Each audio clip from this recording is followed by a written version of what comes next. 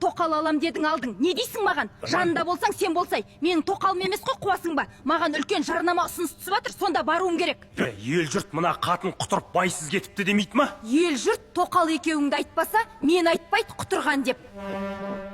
Тоқалжан ау тоқалжан, жаны жайсаң тоқалжан не? Бала шағамды әйелімді тастап қайта келдім өзіңе.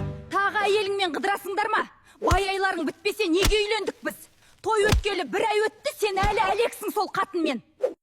Ей Айман, сен бұндай емес едің ғой. Орныңды біл.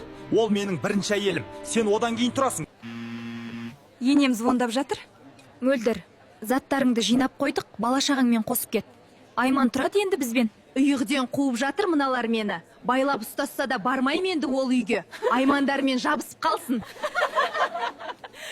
Өзіңе керек болса ененің де тілін табасың. Бірінші әйелді де басып озасың. Ал, Сапар, енді айтып көр, бірінші әйелден кейін тұрасың деп